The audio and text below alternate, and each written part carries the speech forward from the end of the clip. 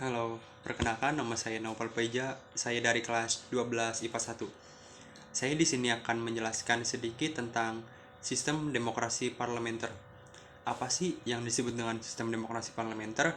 Sistem demokrasi parlementer adalah sistem pengorganisasian suatu negara dengan memberikan tanggung jawab kepada lembaga legislatif untuk membentuk kabinet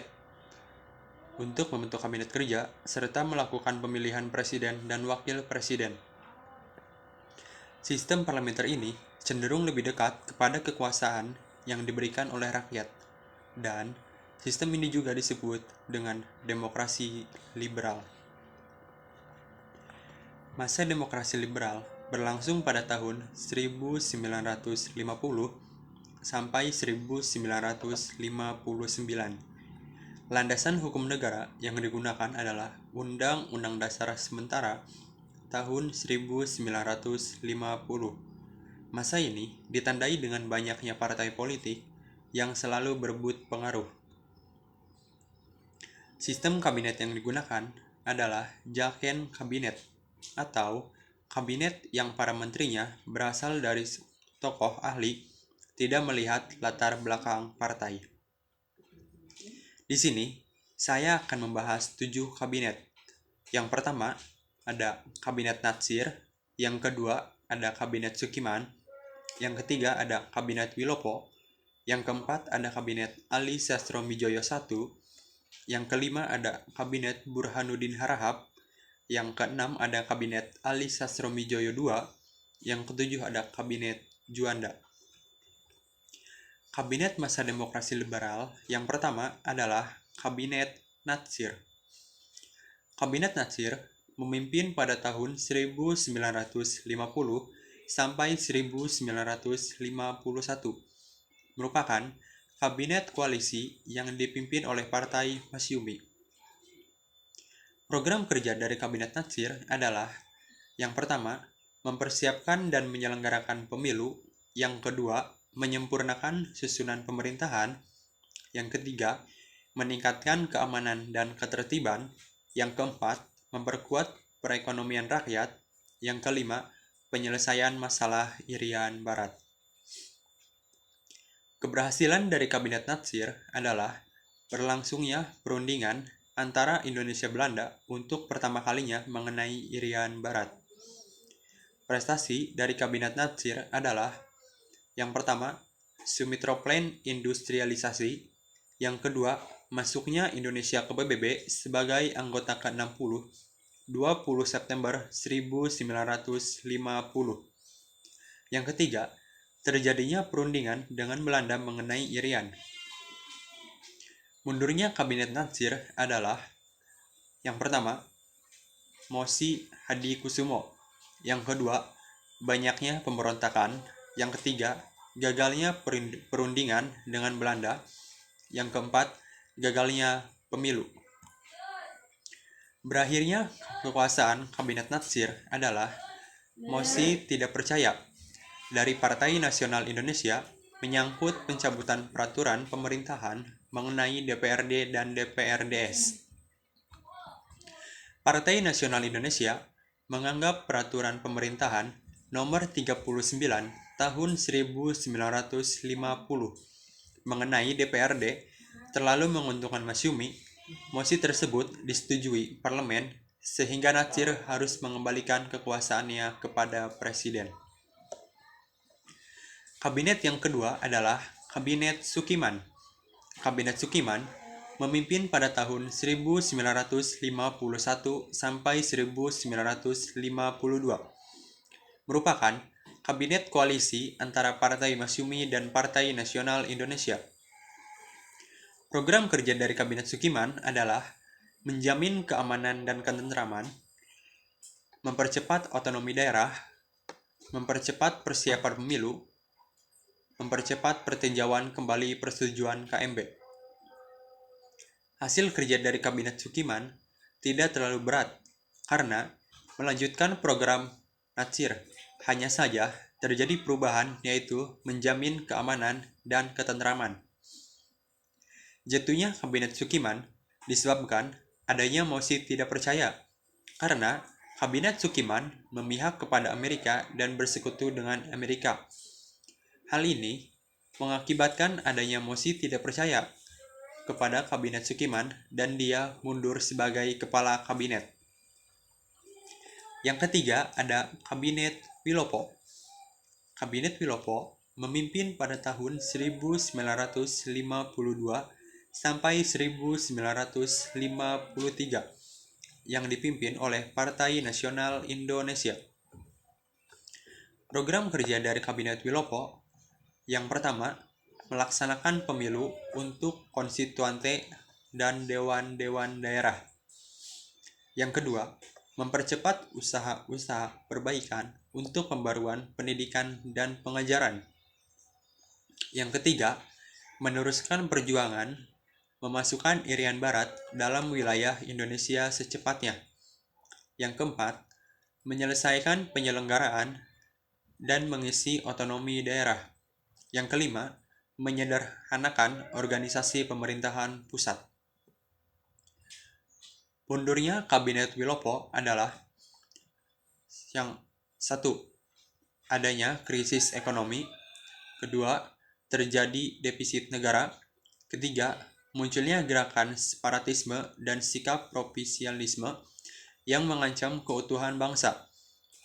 Keempat, terjadinya peristiwa 17 Oktober 1952 merupakan upaya pemerintah untuk menempatkan TNI sebagai alat sipil.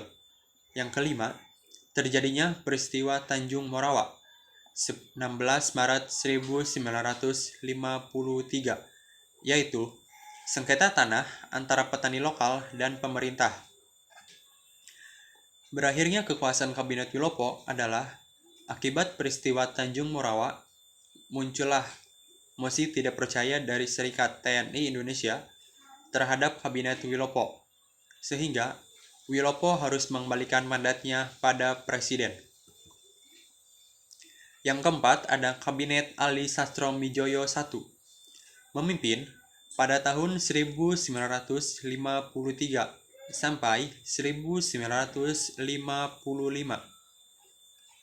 Merupakan kabinet koalisi antara Partai Nasional Indonesia dan NU.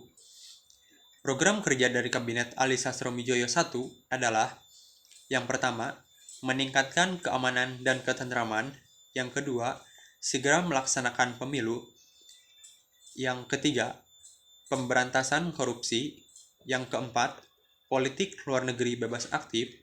Yang kelima, meniadakan hasil KMB dan perjuangan menyatakan Irian Barat. Hasil kerja dari Kabinet Ali Sastronegoro I yang pertama, persiapan pemilihan umum untuk memilih anggota parlemen yang akan diselenggarakan pada 29 September 1955.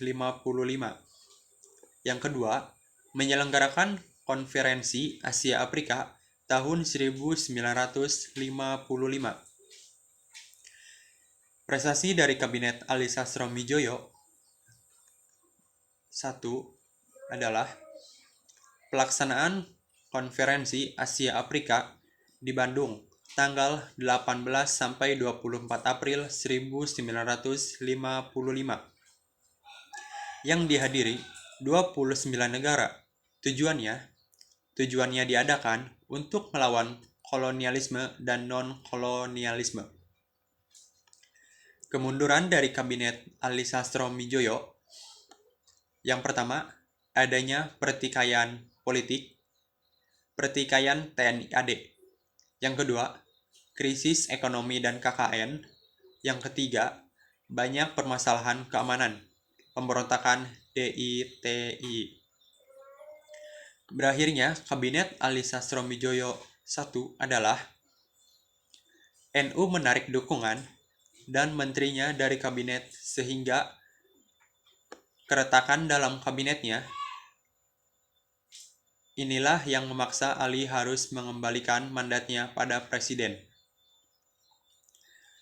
Kabinet yang kelima adalah Kabinet Burhanuddin Harahap. Kabinet Burhanuddin Harahap memimpin pada tahun 1955 sampai 1956. Kabinet Burhanuddin Harahap adalah satu-satunya kabinet yang ditunjuk oleh Wakil Presiden. Program kerja dari Kabinet Burhanuddin Harahap yang pertama, melaksanakan pemilu 1955. Yang kedua, menghilangkan faktor-faktor yang menyebabkan inflasi. Yang ketiga, memberantas korupsi. Yang keempat, meneruskan perjuangan mengembalikan Irian Barat. Yang kelima, mengembangkan politik kerjasama Asia-Afrika berdasarkan politik bebas aktif. Prestasi dari Kabinet Burhanuddin Harahap yang pertama, penyelenggaraan pemilu pertama yang demokratis pada 27 September 1955. Memilih anggota DPR dan 15 Desember 1955 memilih konstituante. Yang kedua, terjadinya perbaikan ekonomi dan pengendalian laju inflasi. Yang ketiga, berhasil menyelesaikan permasalahan militer. Konflik AD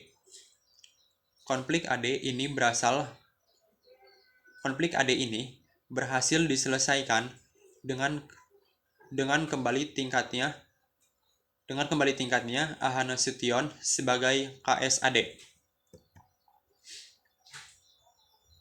Yang keempat, pembubaran Uni Indonesia Belanda. Yang kelima, menyelesaikan pemberontakan Daud Bereh. Berakhirnya Kabinet Burhanuddin Harahap adalah dengan berakhirnya pemilu, maka tugas Kabinet Burhanuddin Harahap dianggap selesai. Pemilu tidak menghasilkan dukungan yang cukup terhadap kabinet, sehingga kabinet pun jatuh. Yang keenam ada Kabinet Sastromijoyo II. Kabinet Sastromijoyo II memimpin pada tahun 1956 sampai 1957. Alasan Ali dipilih lagi karena berkat pemilu 1955. Program kerja dari Kabinet Ali Sastromijoyo II adalah yang pertama, perebutan Irian Barat. Yang kedua, Polugri bebas aktif. Yang ketiga, pembatalan KMB. Baru terrealisasi pada saat Kabinet Ali. Yang keempat, memperbaiki keuangan negara. Banyak perusahaan Belanda dijual ke orang Cina. Yang kelima, pembangunan industri nasional bertujuan agar Indonesia mandiri. Prestasi dari Kabinet Ali Sastromijoyo II adalah pembatalan KMB. Mundurnya Kabinet Ali Sastromijoyo II adalah yang pertama, pembatalan KMB oleh Presiden menimbulkan masalah baru, khususnya mengenai nasib modal pengusaha Belanda di Indonesia. Yang kedua, berlakunya semangat anti-Cina di masyarakat. Yang ketiga, timbulnya perpecahan antara Masyumi dan Partai Nasional Indonesia. Berakhirnya Kabinet Ali Sastromijoyo II adalah munculnya sejumlah menteri dari Masyumi membuat kabinet hasil pemilu 1 ini jatuh dan menyerahkan mandatnya pada Presiden. Yang ketujuh, Kabinet Juanda memimpin pada tahun 1957 sampai 1959. Kabinet ini merupakan Jaken Kabinet yang jajarannya dari kalangan para ahli. Program kerja dari Kabinet Juanda adalah yang pertama, merebut Irian Barat. Yang kedua, mempercepat pembangunan. Yang ketiga, melanjutkan pembatalan KMB. Prestasi dari Kabinet Juanda adalah Deklarasi Juanda 13 Desember 1957. Deklarasi Teritori Laut Indonesia. Mundurnya Kabinet Juanda adalah karena adanya Dekret Presiden 5 Juli 1959. Yang pertama, pembubaran Dewan Konstituante karena kegagalan Dewan Konstituante menyusun undang-undang baru. Yang kedua, berlakunya Undang-Undang Dasar 1945 kembali. Yang ketiga, pembentukan MPRS dan DPRS. Sekian video penjelasan dari saya. Jika ada kesalahan, dibicarakan baik-baik, bukan malah pergi mencari yang lebih baik.